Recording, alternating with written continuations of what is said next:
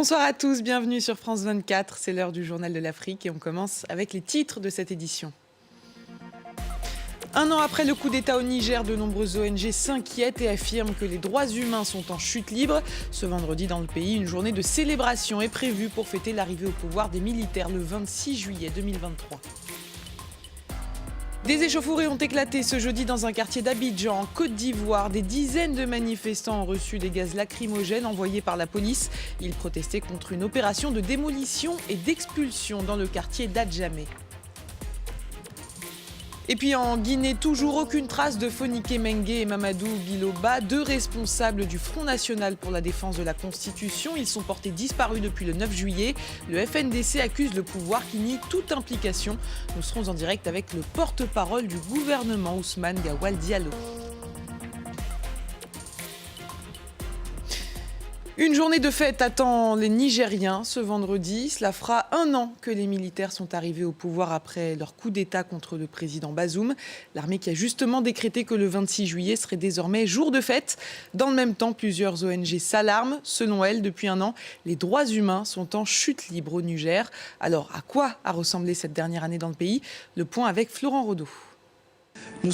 C'était le 26 juillet dernier. Mesdames et messieurs, bonsoir.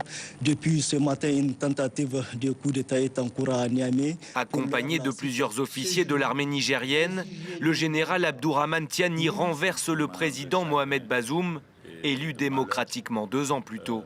L'action du CNSP est motivée par la seule volonté de préserver notre chère patrie face d'une part, à la dégradation continue de la situation sécuritaire de notre pays, d'autre part, la mauvaise gouvernance économique et sociale.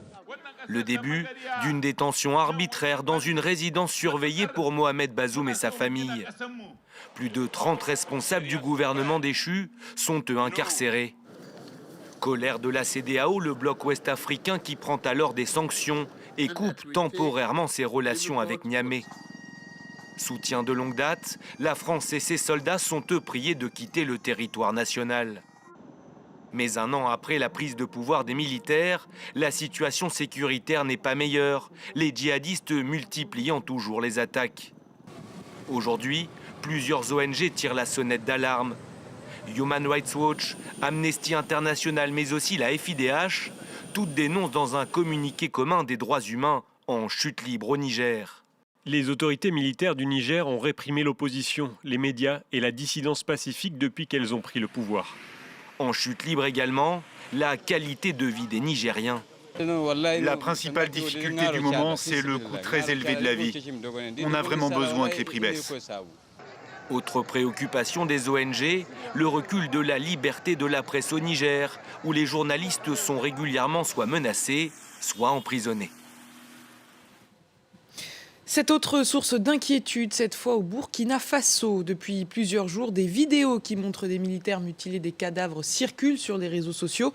Aujourd'hui, l'armée burkinabé a condamné ces actes. Elle affirme faire son possible pour identifier l'origine et les auteurs de ces images. On part maintenant en Côte d'Ivoire, à Abidjan, plus précisément dans le quartier d'Adjamé. Une manifestation a éclaté aujourd'hui après la démolition d'une dizaine de maisons. Cela a donné lieu à des échauffourées avec la police. On écoute les précisions de notre correspondante à Abidjan, Julia Guggenheim.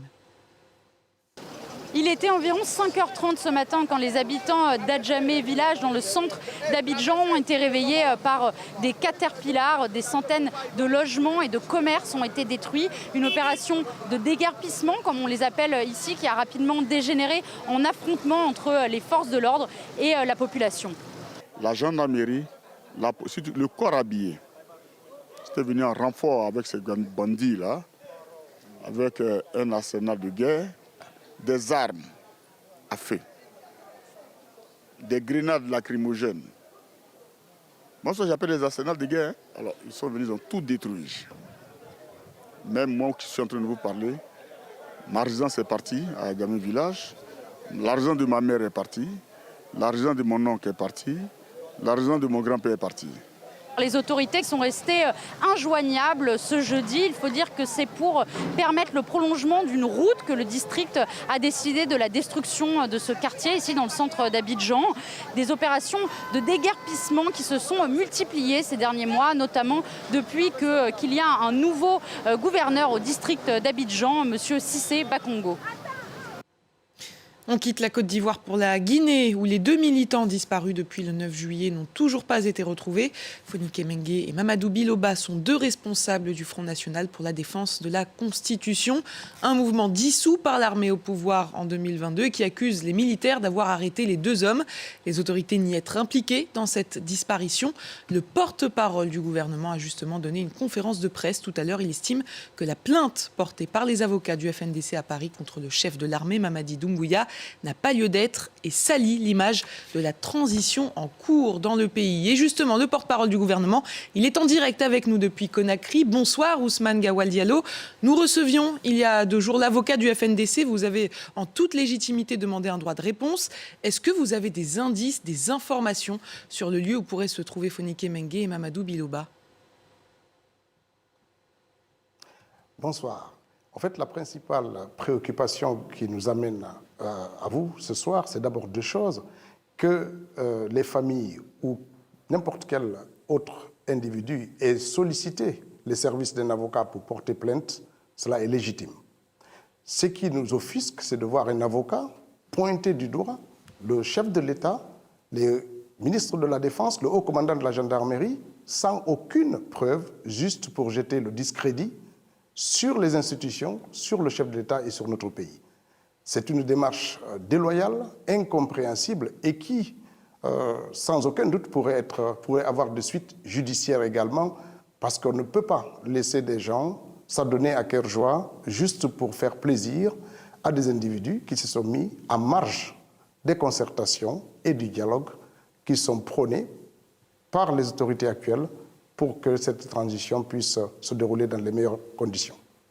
Alors selon vous, le FNDC n'a aucune preuve. En tout cas, il donne des détails sur ce qui se serait passé le 9 juillet. Ils expliquent que les 2 hommes auraient été arrêtés au domicile de Fonike Mengue par des gendarmes et des soldats d'unité d'élite. Ils auraient ensuite été brutalisés avant d'être conduits à la direction des investigations judiciaires de la gendarmerie, puis sur l'île de Kassa. Cela semble très précis comme information. Non, ça semble surtout pour donner le sentiment que c'est des informations précises. C'est cela, le discrédit. C'est parce qu'on prend des bribes d'informations qui ne sont étayées par rien du tout, comme si on pouvait enlever des personnes, les mettre à la présidence, à la gendarmerie, dans un camp militaire, sans que personne ne puisse avoir. Et puis après, on fait cas de témoignages glanés par-ci, par-là sur les réseaux sociaux pour étayer leurs argumentaires. Je pense que pour un avocat de renom, pour des gens qui veulent donner du sérieux à cette information, ils devraient quand même se méfier. La deuxième chose qu'il faut souligner, c'est que 2 de ces personnes, au moment où elles disaient qu'elles étaient aussi enlevées, se trouvaient à Dakar. Lorsque cela a été découvert, tout de suite, ils ont dit qu'ils se sont échappés, alors qu'ils étaient au Sénégal. Il faut donc faire attention. Dire que des personnes ne sont pas retrouvées, c'est une chose, mais pointer du doigt les institutions, le chef de l'État et quasiment toute la hiérarchie militaire, c'est aller très rapidement en besogne, et c'est cela qui est révoltant. Voilà ce que nous nous disons. Maintenant, les autorités judiciaires ont donné la voix. Ces personnes, ces individus ne sont arrêtés nulle part et invitent aussi ceux qui ont des informations à se rapprocher de cela. Le simple fait d'aller déposer une plainte en France est suspect, parce que personne n'a essayé, ne serait-ce que questionner l'appareil judiciaire guinéen et trouver refus ou des arguments qui pourraient justifier qu'on aille déposer une plainte en France ou par-ci, par-là. C'est ça qui est surprenant dans cette démarche et dans les informations qui sont distillées actuellement à outrance. Juste, quand on met bout à bout, toutes ces informations sont relayées par les mêmes groupes de personnes. Et l'objectif, on le voit très rapidement, on profite de l'attention du monde qui est actuellement pointée sur Paris à cause des Jeux Olympiques pour essayer de diffuser le maximum d'informations négatives sur la transition et sur les autorités de la transition en Guinée. Nous sommes aussi là, disposés à apporter notre part de vérité. Et comment est-ce que le chef de l'État, justement, il appréhende cette plainte qui a été déposée en début de semaine contre lui à Paris ? Non, mais il n'y a pas d'appréhension par rapport à ça. On sait que tout ça, ce sont des opérations de communication. Les gens ne sont pas en train de chercher que cela aboutisse à quoi que ce soit. Ils font des opérations de communication. Ils savent que cela ne mènera nulle part. Parce que pour accuser une personne, il faut avoir au minimum des indices de preuve qui corroborent les accusations qu'on fait. Les juges sont libres pour statuer sur ces questions-là. Ils savent que cela ne mènera nulle part. Mais c'est tellement gros et ça attire l'attention et c'est ce qu'ils recherchent finalement. Si vous deviez vous adresser aux familles de Fonike Mengue et de Mamadou Biloba, qu'est-ce que vous aimeriez leur dire ?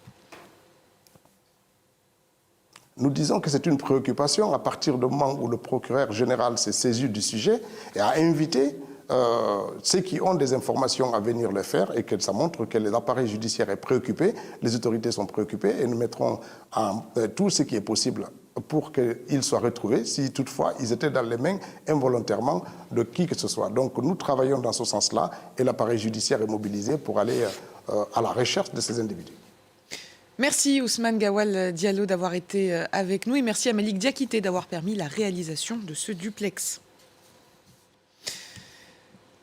Avant de refermer ce journal, on va faire un point sur les Jeux Olympiques qui ont déjà commencé dans certaines disciplines. C'est le cas du football et du handball. Au foot, les Nigérianes affrontaient les Brésiliennes. Elles se sont inclinées 1-0. Elles affronteront dimanche les Espagnols dans ce groupe C. Et au handball, chez les femmes, toujours, l'Angola n'a pas fait le poids face aux Pays-Bas qui se sont imposés 34-31. Et puis en rugby à 7, le Kenya a été écarté en phase de poule après sa lourde défaite aujourd'hui face aux Samoa, 26-0. Les Kenyans se sont montrés impuissants et sans solution. Ils ont même concédé 2 cartons jaunes. La Mauritanie subit de plein fouet les effets de la crise climatique. Dans l'oasis d'Azougui, dans le centre du pays, le désert avance et donc le sable engloutit peu à peu les palmiers dattiers. Cette oasis a perdu environ 6000 palmiers, l'une des seules sources de revenus des habitants. Écoutez le récit de Clémence Valère. C'est avec tristesse qu'Alienne observe la disparition de l'oasis d'Azougui. Des masses de sable engloutissent et étouffent les arbres, menaçant les cultures et mettant en péril son mode de vie ainsi que ceux des autres résidents. On vit essentiellement sur les palmiers. Quand ils sont menacés, nous tous nous sommes menacés. Je suis désolé de voir ce paysage. Près de 20 000 palmiers sont morts depuis les années 80 et son village se vide de plus en plus chaque année. Autre conséquence de la crise climatique en Mauritanie, l'eau qui ne peut plus être absorbée par la terre, causant des dégâts catastrophiques. C'est le cas de l'oasis d'Amieret, qui peine à se remettre d'une crue massive d'un oued il y a 2 ans. L'oasis a perdu 6000 palmiers. Aujourd'hui, nous avons besoin d'un barrage pour retenir l'eau afin de pouvoir en replanter d'autres, pour que les gens puissent en vivre. Pour préserver les oasis, certains évoquent l'idée de construire des barrages pour les irriguer en permanence et protéger les populations des inondations. La crise climatique devrait accroître les risques et la gravité des catastrophes naturelles en Mauritanie, en raison de températures plus intenses, de vagues de chaleur prolongées et d'une plus grande variabilité des précipitations.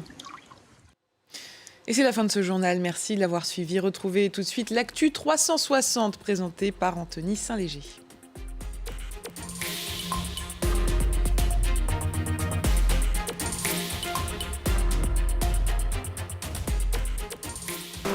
Avec sa situation imprenable sur la mer Méditerranée et son mythique stade Vélodrome, Marseille fait partie des villes françaises à accueillir certaines épreuves des Jeux Olympiques 2024, celles de voile et celles de football.